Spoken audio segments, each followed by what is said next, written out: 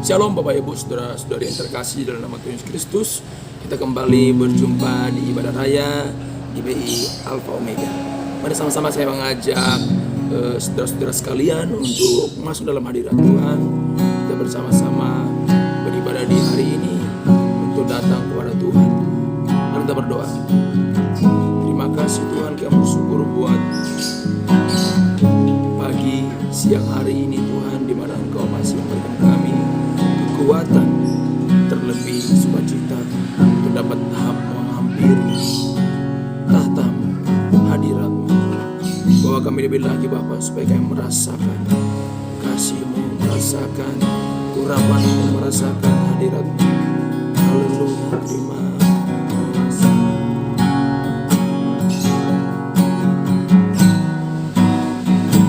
Sama-sama kita katakan betapa dahsyat Engkau Tuhan. Betapa dahsyat Engkau Tuhan, pencipta segala yang ada. Dulu, sekarang, sampai selamanya. Hanya Engkau Tuhan, tak terselami pikiran-Mu, tak terukur panjang setia-Mu. Dulu, sekarang, sampai selamanya. Hanya Engkau Tuhan. Sama-sama katakan, ku sembah Engkau Yesus. Hanya Engkau Allah di hidupku. Tiada yang lain, hanya Kau. Hanya Engkau Tuhan, selamanya Kau tetap Allah. Walau dunia semua bergoncang, tak tergoyahkan, Kau tetap Allah. Haleluya. Mari lebih lagi dari awal kita katakan, betapa dahsyat Engkau Tuhan.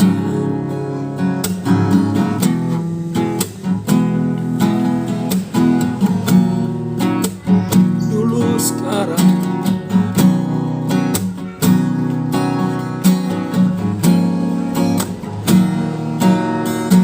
hanya Engkau Tuhan. Tak terselami pikiran-Mu, tak terselami. Amin.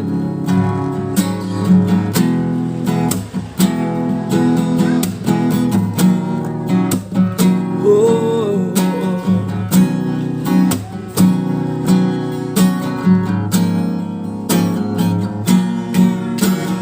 hanya Engkau Tuhan, sembah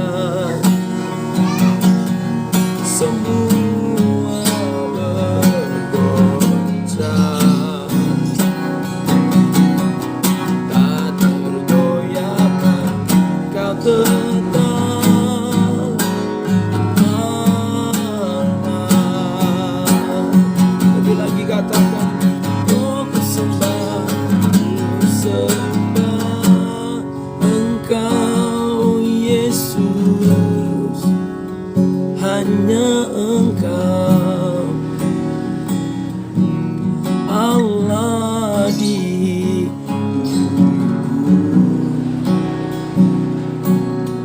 tiada yang lain, hanya Kau, hanya Engkau Tuhan selamanya. Kau tetap Allah walau dunia semua bergoncang, tergoyahkan.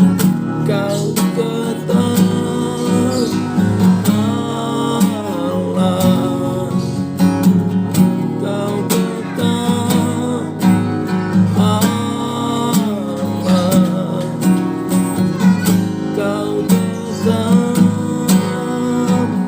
Allah.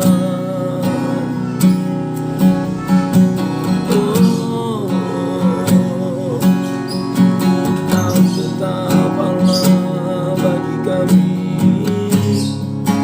Mari kita sembah Dia, kita puji namanya, kita muliakan namanya, Yesus Raja.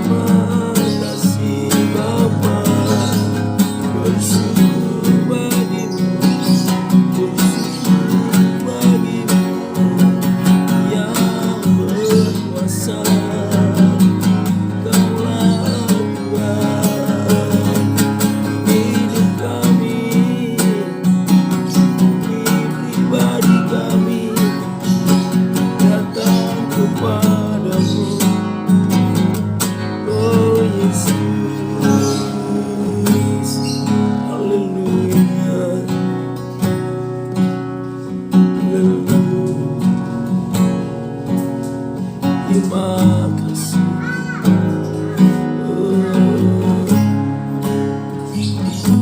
Menyenangkanmu, senangkanmu, hanya itu kerinduanku. Menyenangkanmu, senangkan hatimu, hanya itu kerinduanku. Bapak Ibu Saudara sekalian, mari siapkan hatimu untuk menyambut kebenaran firman Tuhan dengan merenungkan pujian ini. Menyenangkan hati Tuhan, kita dengar firman-Nya supaya kita tahu apa yang dikehendaki. Haleluya. Menyenangkanmu, senangkanmu, hanya itu kerinduanku.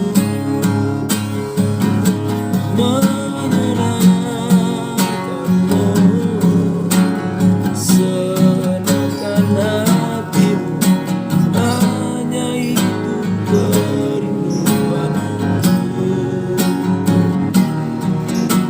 Hanya itu kerinduanku. Oh, hanya itu kerinduanku.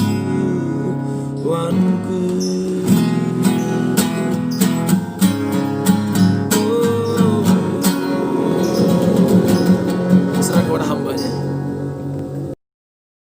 Shalom, selamat hari Minggu, selamat beribadah kembali pada hari ini. Saya percaya melalui penyembahan yang kita naikkan, hadirat Tuhan ada bersama-sama dengan kita dan kita akan mendengarkan firman Tuhan. Mari kita berdoa. Bapa, terima kasih buat hari ini. Engkau memberikan hari yang baik bagi kami karena semua hari adalah hari yang baik dan kami akan beribadah. Kami rindu untuk mendengarkan firman Tuhan. Mari Roh Kudus urapi kami, memberikan kami hikmat, pewahyuan, sampaikan isi hati Tuhan kepada setiap hati kami Tuhan, supaya kami mengerti, mengenal kebenaran-Mu Tuhan lebih lagi. Kami rindu biar pengenalan akan Tuhan senantiasa ada dalam hidup kami, sehingga kami boleh menjadi hamba-hamba Tuhan yang hidup berkenan karena kami mengetahui kebenaran dan melakukan akan firman Tuhan. Terima kasih Bapa, kami buka hati untuk firman-Mu pada hari ini. Dalam nama Tuhan Yesus, haleluya, amin. Pada hari Minggu ini, saya akan membagikan firman Tuhan dengan tema komunitas yang saling membangun. Mari sebelum kita akan mendengarkan, merenungkan firman Tuhan pada hari ini, kita akan membaca firman Tuhan bersama-sama di dalam kitab Ibrani pasal yang ke-10, ayat yang ke-24 sampai dengan ayat yang ke-25. Kita akan baca bersama-sama dengan suara yang dapat kita dengar. Ibrani 10 ayat 24-25. Dan marilah kita saling memperhatikan supaya kita saling mendorong dalam kasih dan dalam pekerjaan baik. Janganlah kita menjauhkan diri dari pertemuan-pertemuan ibadah kita seperti dibiasakan oleh beberapa orang. Tetapi marilah kita saling menasehati dan semakin giat melakukannya menjelang hari Tuhan yang mendekat. Jemaat Tuhan, melalui pembacaan yang kita dengar tadi, ada dua aspek yang harus kita sadari sebagai gereja Tuhan, sebagai umat Tuhan di dalam melakukan sebuah ibadah. Karena konteks ini Rasul Paulus berbicara kepada jemaat di Ibrani untuk di dalam melakukan ibadah, ya, karena kedatangan Tuhan yang sudah semakin dekat, maka dalam beribadah ada dua aspek yang Paulus sampaikan pada waktu jemaat Tuhan bersekutu. Yang aspek yang pertama adalah aspek vertikal, yaitu hubungan antara jemaat dengan Tuhan. Jadi pada waktu mereka beribadah, Paulus menekankan supaya mereka datang ke hadirat Tuhan dengan keberanian. Bukan karena kebenaran yang mereka miliki sendiri, tapi keberanian oleh karena darah Yesus yang sudah menyucikan, yang melayakkan mereka, sehingga mereka boleh mengalami perjumpaan, boleh mengalami hadirat Tuhan pada saat mereka beribadah.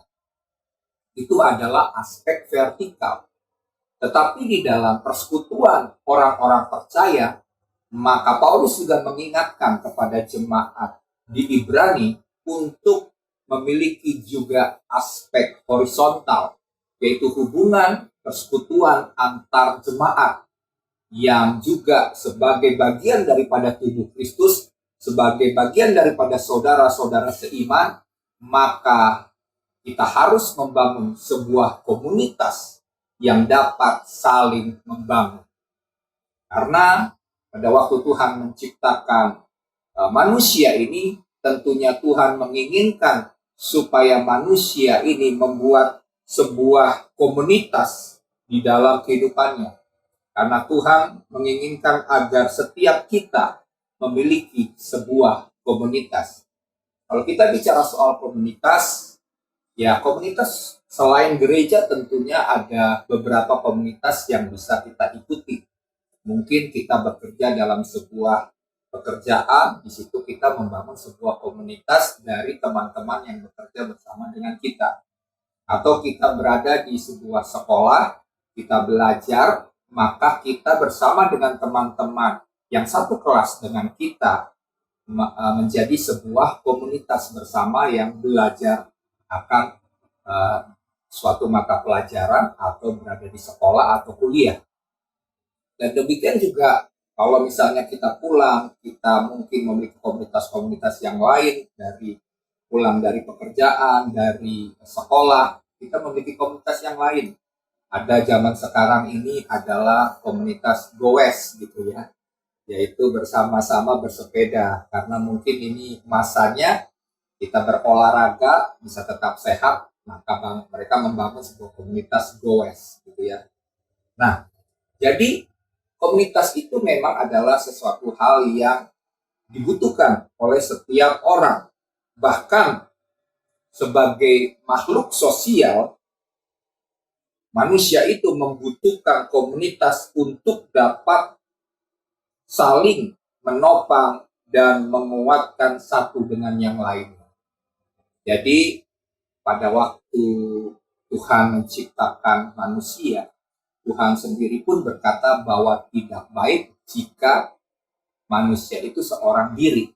Maka Tuhan membuat manusia, yaitu Adam itu tertidur, kemudian diambil tulang rusuknya, dan dibangunkan dari tulang rusuk itu seorang perempuan, yaitu Hawa. Jadi bagi yang masih sendirian gitu ya, Alkitab katakan supaya tidak baik sendiri, lebih baik berdua. Oke, nah demikian juga dalam kehidupan manusia, satu dengan yang lain, setiap kita membutuhkan teman, membutuhkan orang lain satu dengan yang lain. Tidak mungkin kita bisa hidup sendirian. Jadi oleh sebab itu kita sangat memerlukan sebuah komunitas yang tentunya akan membantu kita untuk makin maju, membantu kita untuk kuat, membantu kita untuk terbangun dengan semua potensi, dengan semua kemampuan, dengan semua talenta yang Tuhan sudah berikan kepada setiap kita. Ya, nah gereja mula-mula juga dapat bertahan pada saat mengalami tekanan yang begitu berat dan sulit. Oleh karena apa? Oleh karena mereka menjadikan sebuah komunitas yang sehati. Mereka menjadi sebuah komunitas yang sehati, berkumpul bersama-sama setiap hari, yang memuliakan Allah, dan mereka menjadi komunitas yang kuat dan sehati. Oleh sebab itu, tema khotbah hari ini berbicara tentang komunitas yang saling membangun. Ini adalah komunitas yang tepat, yang harus ada dalam kehidupan kita sebagai orang percaya. Nah, untuk sebab itu, saya akan membicarakan dalam konteks yang lebih kecil, bukan komunitas secara di luar daripada orang-orang percaya, tetapi ini bicara soal gereja yang memiliki komunitas yang sering disebut dengan komunitas sel. Jadi melalui hal yang terjadi yaitu pandemi COVID-19 ini, inilah waktunya saya yakin bahwa gereja harus memiliki komunitas sel yang kuat, yang dapat saling membangun. Di tengah keterbatasan mungkin harus melewati lewat Zoom gitu ya untuk mengadakan ibadah konsel, tapi biarlah tetap ada sebuah hubungan yang baik ya. Sekalipun protokol kesehatan mengatakan bahwa kita harus jaga jarak gitu ya. Tapi jaga jarak ini bukan juga berarti kita juga jaga jarak antar hubungan sesama saudara seiman, tetapi biarlah kita semakin bersama-sama bersatu, saling peduli, saling mengasihi di dalam sebuah komunitas sel untuk sama-sama terbangun imannya, bertumbuh dengan sehat seperti yang Tuhan inginkan, itu pertumbuhan rohani yang sehat, sehingga hidup kita boleh senantiasa memuliakan nama Tuhan dan menyenangkan hati Tuhan. Oke ya. Jadi yang pertama kita akan melihat apa saja yang dapat kita lakukan di dalam sebuah komunitas yang sehat atau komunitas yang dapat saling membangun satu dengan yang lainnya. Poin yang pertama adalah saling memperhatikan. Mari kita lihat ayatnya di dalam Ibrani 10 ayat 24a. Saya akan membacakan ayat ini. Dan marilah kita saling memperhatikan ya, supaya kita saling mendorong dalam kasih dan dalam pekerjaan baik. Kita lihat di dalam 24a-nya, yaitu marilah kita saling memperhatikan.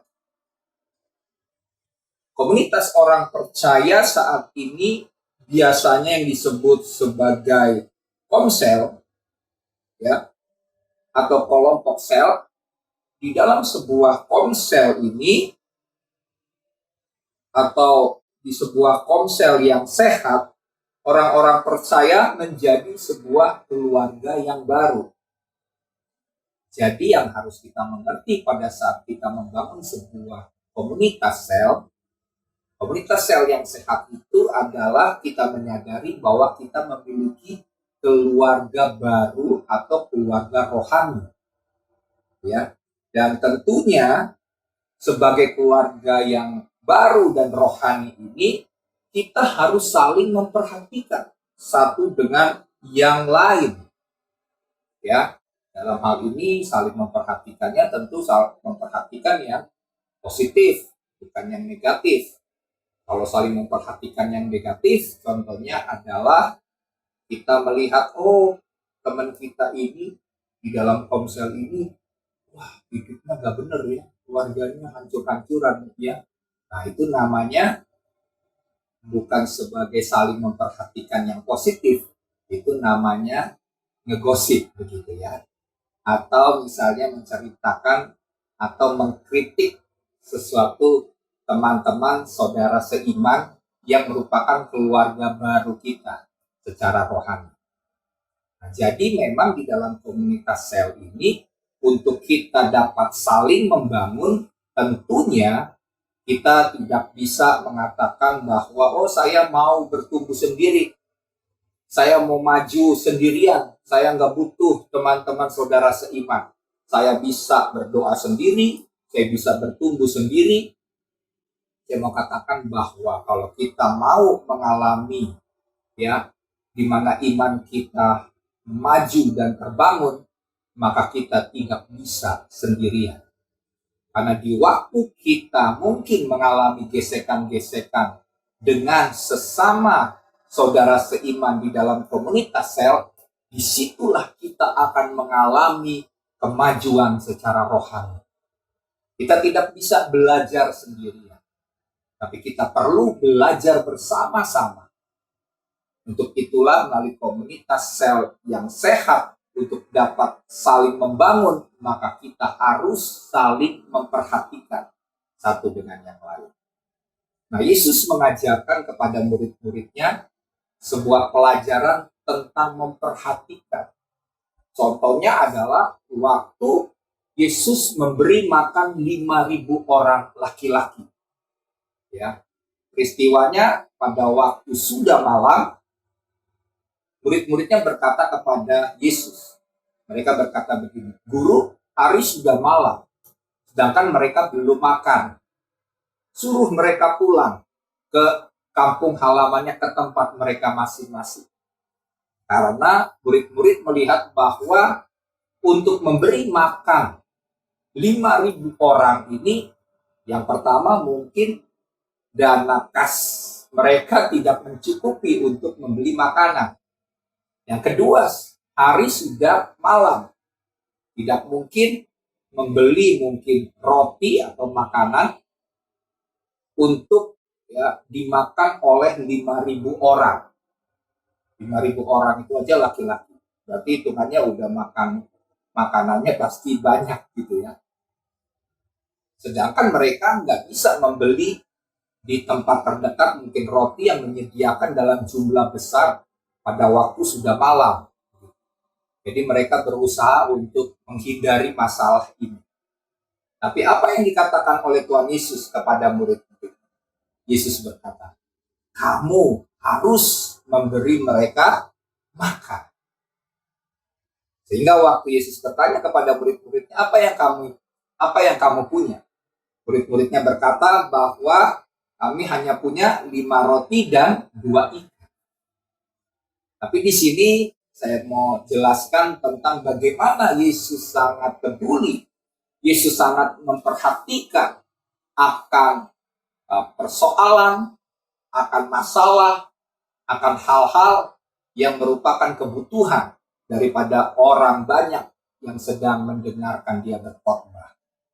Demikian juga melalui pelajaran ini, Yesus sebenarnya sedang mengajarkan kepada murid-muridnya untuk memperhatikan, peduli, peka dengan keadaan daripada orang banyak.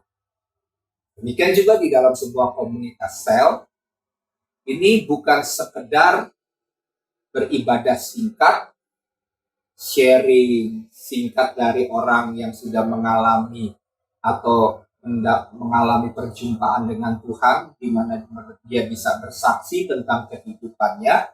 Tetapi lebih daripada itu, di dalam sebuah komunitas sel harus ada kepedulian, supaya sungguh-sungguh kasih itu bisa diterapkan dan dinyatakan melalui komunitas yang kecil ini, atau disebut sebagai komunitas yang sehat.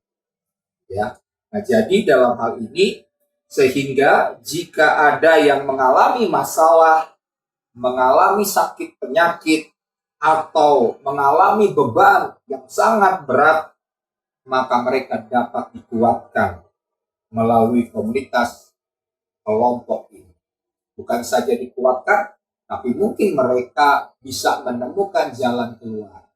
Ada rekan-rekan dari saudara seiman yang bisa menolong, membantu mereka menyelesaikan masalahnya. Itu poin yang pertama tentang saling memperhatikan. Dan yang kedua adalah saling mendorong dalam kasih. Di dalam Ibrani 10 ayat ke-24 bagian B dikatakan begini, supaya kita saling mendorong dalam kasih dan dalam pekerjaan baik. Nah, di dalam kelompok sel yang sehati, anggotanya juga saling mendorong dalam kasih. Jadi mereka harus saling mendorong di dalam kasih. Artinya apa? Bukan mendorong ini jorokin gitu ya. Tapi mendorong dalam kasih ini artinya memberikan semangat, memacu, memotivasi untuk orang-orang sebagai saudara-saudara seiman yang ada dalam kelompok selnya ini untuk maju, bertumbuh di dalam iman, di dalam kepercayaan kepada Tuhan. Sehingga mereka anggota dari kelompok sel ini dapat bertumbuh secara rohani dengan baik. Contohnya mungkin bisa dengan mengajak setiap anggota untuk ikut gerakan membaca Alkitab setiap hari. Bahkan ada sebuah grup WA yang mengajak untuk siapa yang mau berkomitmen untuk membaca Alkitab setiap hari masuk dalam grup ini. Ya, 5 pasal 1 hari. Terus bertambah 10 pasal 1 hari. Wah, ini tentunya luar biasa yang akan membuat jemaat semakin tahu akan firman Tuhan dan mengerti akan kebenaran firman Tuhan. Atau misalnya mengikuti sebuah gerakan mesbah doa keluarga. Misalnya dalam jemaat diingatkan untuk ayo kita bangun mesbah doa keluarga. Setiap hari mungkin kita bangun mesbah doanya 1 jam setiap hari. Mungkin kita bisa mengikuti sebuah acara yang bisa membuat kita juga membangun sebuah mesbah doa. Jadi ada banyak cara yang bisa kita buat untuk kita saling mendorong di dalam kasih. Memberikan motivasi, memberikan semangat, memberikan harapan-harapan bahwa ada masa depan yang cerah. Kita tidak perlu takut dengan peristiwa yang sedang dialami pandemi COVID-19 ini. Kita percaya asalkan kita bersatu seperti jemaat mula-mula, mereka saling peduli, saling memperhatikan, dan juga mereka juga mendorong, memotivasi, maka saya percaya kita akan kuat, kita akan mampu melewati akan masalah ini. Amin. Nah, oleh sebab itu dalam memberikan dorongan semangat, tentunya kita bisa juga membuat orang yang sedang mengalami putus asa, ya, mengalami beban berat, waktu diberikan motivasi, diberikan semangat, maka gambar dirinya yang selama ini mungkin sudah rusak, ya, pikiran-pikiran negatif yang ada dalam pikirannya ini yang membuat dia merasa bahwa dia adalah orang yang gagal, maka pada saat kita memberikan gambar diri, menyampaikan firman Tuhan, maka dia akan memiliki pikiran-pikiran yang positif. Dia dapat menatap masa depannya dengan yakin bahwa dia akan berhasil, bahwa dia berharga di mata Tuhan, bahwa dia mampu mengatasi masalah ini, karena Tuhan memberikan kepada dia kekuatan seperti Raja Wali yang akan terbang tinggi mengatasi badai hidup. Demikian juga melalui motivasi, semangat yang kita berikan kepada jemaat yang sedang mengalami masalah yang berat, maka saya percaya disinilah kita akan menyatakan akan kasih Tuhan. Ya, karena Yesus berkata bahwa kepada orang-orang yang disebut golongan kambing gitu ya, yaitu yang tidak akan masuk di dalam kerajaan Allah. Apa reaksi mereka? Kenapa mereka sampai tidak masuk dalam kerajaan Allah? Oleh karena pada waktu mungkin dikatakan engkau melihat ada orang yang hina, ya, sedang membutuhkan, mungkin sedang berada di penjara, tapi engkau tidak memberikan mereka makanan. Pada waktu mereka membutuhkan pakaian, engkau tidak memberikan mereka pakaian. Yaitu pada waktu kita melihat ada orang-orang yang terlantar, orang-orang yang terhilang, yang kita tidak jangkau. Sebab itu mari jemaat Tuhan, kita memanfaatkan komunitas sel ini dengan sungguh-sungguh dengan baik, supaya kita dapat saling membangun. Dan poin yang kedua ini bicara untuk saling mendorong di dalam kasih. Ya. Nah, yang ketiga adalah di dalam Ibrani pasal yang ke-10 ayat yang ke-25. Yaitu yang ketiga, saling menasehati. Mari kita baca di dalam Ibrani 10 ayat yang ke-25. Janganlah kita menjauhkan diri dari pertemuan-pertemuan ibadah kita, seperti dibiasakan oleh beberapa orang. Tetapi marilah kita saling menasehati dan semakin giat melakukannya menjelang hari Tuhan yang mendekat. Kita tahu bahwa kedatangan Tuhan ini sudah sangat dekat. Oleh sebab itu Paulus mengingatkan kepada jemaat untuk tekun beribadah. Karena penghakiman atas dunia ini akan betul-betul terjadi. Oleh sebab itu orang-orang percaya kalau mau kuat, ya, tidak tergerus, tidak terbawa oleh arus dunia yang begitu kuat, maka mereka harus bertekun dalam beribadah. Tentunya dalam hal ini bersama-sama dalam persekutuan, saudara-saudara seiman ada di dalam komunitas sel yang saling memperhatikan, saling mendorong dalam kasih, dan yang ketiga adalah saling menasehati. Nah, kita akan lihat tentang menasehati ini seperti apa. Di dalam kelompok sel yang sehat juga dibutuhkan untuk saling menasehati di dalam kasih. Ya, harus dipahami menasehati di dalam kasih ini artinya jika ada anggota yang melakukan kesalahan, maka sebaiknya diberi teguran atau nasihat yang membangun agar setiap anggota dapat bertumbuh dengan benar. Ya, jadi nasihat ini adalah sebuah teguran di dalam kasih. Sebab kalau sampai, ya, di dalam sebuah komunitas tidak ada orang yang berani menegur jika kita melihat ada anggota jemaat atau orang-orang yang dalam komunitas kita salah jalan, ya, hidupnya mungkin tidak mempermuliakan Tuhan, maka kita yang rohani, kita yang dewasa rohani dapat menegurnya di dalam kasih.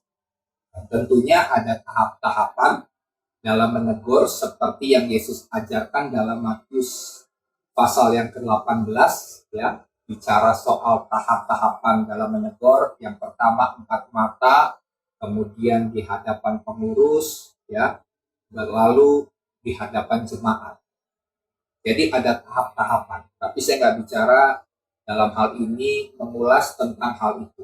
Tapi yang saya mau sampaikan bahwa teguran itu adalah sesuatu hal yang penting di dalam komunitas yang sehat untuk saling membangun.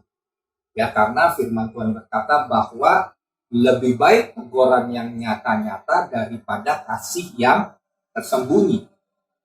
Jadi kita jangan menghilangkan akan pentingnya sebuah teguran. Ya, karena kalau kita mengabaikan akan hal ini, berarti kita tidak mengasihi orang yang sedang jatuh di dalam dosa, yang hidupnya sedang berjalan di jalan yang tidak benar. Kalau kita tidak memberikan teguran untuk mengingatkan dia untuk kembali kepada jalan yang benar, berarti kita tidak mengasihi saudara-saudara seiman kita. Dan bentuk nyata daripada kita mengasihi saudara-saudara seiman adalah melalui sebuah teguran. Nah, tentunya dalam hal ini, dalam menegur juga dilandasi oleh kasih. Bukan dengan konotasi yang negatif. Konotasi yang negatif ini adalah teguran yang lebih kepada menghakimi. Ya, nah ini memang kalau ada yang tidak mengerti, seringkali sulit membedakan antara menegur dengan menghakimi, begitu ya. Tapi dengan berjalannya waktu dalam pertumbuhan rohani kita secara dewasa, tentunya saya percaya kalau kita semua dilandasi oleh karena kasih Tuhan, maka teguran kita pun bukan sebuah teguran yang menghakimi. Karena pada waktu kita menegur, pastinya kalau itu dengan tuntunan daripada Roh Kudus, maka dampaknya adalah orang itu pasti akan mengalami pertobatan. Yesus pun pernah menegur Petrus ketika Petrus mengatakan bahwa mengatakan supaya Yesus jangan disalib. Tapi Yesus menegur akan Petrus.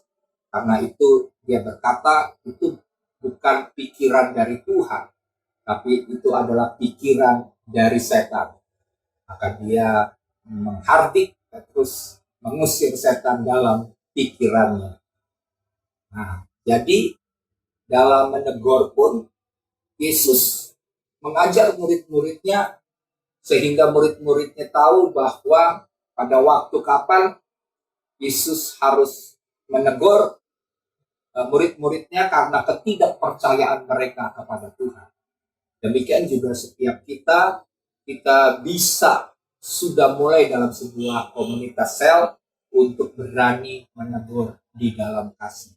Dengan tujuan adalah setiap teguran-teguran, misalnya dalam sebuah perusahaan, seorang direktur misalnya akan menegur karyawannya yang tidak berlaku baik atau membuat sebuah kesalahan. Ini secara sekuler.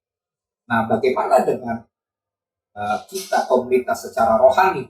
Tentunya sangat penting untuk menegur di dalam kasih supaya orang itu bertobat dan kembali kepada jalan yang benar. Ya, jadi mari kita menerapkan 3 hal ini untuk menjadi komunitas yang saling membangun, komunitas yang sehat, yang sehati, yang akan mengalami pertumbuhan rohani. Maka kita harus menerapkan 3 hal ini berdasarkan ayat di dalam Ibrani 10 ayat 24-25, yaitu yang pertama saling memperhatikan, yang kedua saling mendorong dalam kasih, dan yang ketiga adalah kita saling menasihati di dalam kasih. Demikian firman Tuhan. Mari kita akan berdoa buat firman Tuhan dan kita siap untuk menerima berkat Tuhan. Kita berdoa. Bapa, terima kasih buat firman-Mu yang mengajar kami, yang membawa kami semakin mengenal akan isi hati Tuhan, kerinduan Tuhan sendiri, bahwa Tuhan menginginkan untuk kami terbangun di dalam kerohanian kami. Iman kami terus bertumbuh di dalam pengenalan kami akan Tuhan. Dan Engkau memberikan sebuah wadah bagi kami untuk kami dapat bertumbuh dengan sehat Tuhan, yaitu melalui komunitas sel. Hamba berdoa ya Tuhan, biarlah seluruh jemaat Tuhan yang menyaksikan akan tayangan ini dapat bergabung di dalam komunitas-komunitas sel yang ditetapkan Tuhan di dalam sebuah gereja lokal, supaya mereka boleh mengalami pertumbuhan rohani yang sehat. Hamba berdoa ya Tuhan, memang mungkin ada banyak orang berpikir salah tentang komunitas sel Tuhan, karena mereka tidak mau terbuka akan kehidupannya. Tetapi biarlah Tuhan melalui kebenaran firman yang kami dengar ini, bahwa kami membutuhkan orang-orang yang lain untuk menolong kami, untuk menguatkan kami, untuk kami dapat terus bersama-sama dengan saudara-saudara seiman bertumbuh di dalam iman yang benar.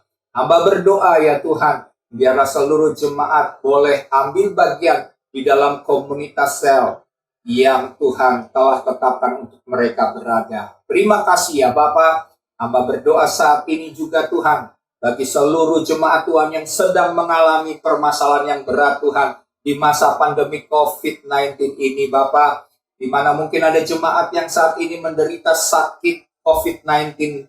Hamba berdoa ya Tuhan, kami percaya bahwa kuasa Tuhan adalah kuasa yang dahsyat, yang mampu menyembuhkan semua sakit penyakit, tidak terkecuali COVID-19. Hamba berdoa dalam nama Tuhan Yesus Kristus, kuasa kesembuhan Tuhan, mujizat Tuhan, kuasa darah Yesus, menyembuhkan semua sakit penyakit yang dialami oleh jemaat Tuhan. Apapun jenis penyakit mereka, kami percaya Tuhan, bahwa Tuhan masih melakukan mujizat sampai pada hari ini. Dan bagi Tuhan, tidak ada perkara yang mustahil. Hamba satukan iman dengan seluruh jemaat yang menyaksikan video ini Tuhan, supaya kuasa Tuhan bekerja menjamah setiap kami yang sakit, supaya kami juga mengalami kesembuhan yang daripada Tuhan, untuk menyatakan bahwa mujizat itu masih ada dan masih berlangsung sampai dengan hari ini. Terima kasih Bapak. Kami juga berdoa bagi pergumulan jemaat yang membutuhkan pekerjaan di masa-masa yang sulit ini Tuhan. Hamba berdoa Tuhan yang membukakan jalan. Bagi Tuhan tidak ada perkara yang mustahil. Tuhan akan menuntun anak-anak-Mu untuk mendapatkan pekerjaan yang layak sesuai dengan kehendak Tuhan. Kami percaya Engkau adalah Tuhan yang menyediakan segala hal yang kami butuhkan dan kami perlukan. Tuhan tidak akan pernah membiarkan kami sebagai anak-anak-Mu berjalan sendirian. Tuhan akan membawa kami sebab Engkau adalah gembala yang baik. Yang akan membawa kami ke air yang tenang, ke padang rumput yang hijau, ke jalan yang benar. Engkau menuntun langkah-langkah kami Tuhan. Terima kasih ya Bapak. Hamba juga berdoa Tuhan, bagi jemaat Tuhan yang mungkin saat ini sedang bekerja Tuhan, senantiasa memberikan hikmat, kepandaian, kecerdasan, ide-ide yang kreatif, sehingga mereka boleh bekerja dengan baik Tuhan, dan mereka boleh mengalami peningkatan jenjang karir Tuhan. Hamba berdoa Tuhan supaya anak-anak Tuhan angkat Tuhan untuk menjadi berkat dimanapun mereka ditempatkan Bapa. Hidup mereka boleh menjadi kesaksian, hidup mereka boleh menjadi terang Tuhan, hidup mereka boleh menjadi berkat Tuhan. Kami percaya Tuhan, kuasa-Mu menyertai akan setiap anak-anak-Mu.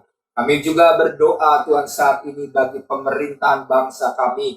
Kami mengasihi bangsa kami, tempat di mana Engkau telah membawa kami lahir di negeri ini Tuhan. Negeri yang kami kasih, yang kami cintai Tuhan. Engkau berkata supaya kami juga peduli dengan situasi kota bangsa di mana kami tinggal. Sebab kesejahteraan kota kami adalah kesejahteraan kami juga. Oleh sebab itu kami berdiri Tuhan, bagi kota kami, bagi wilayah kami, bagi bangsa kami, bagi negeri kami Tuhan. Belas kasihan Tuhan dan anugerah Tuhan dicurahkan atas negeri ini.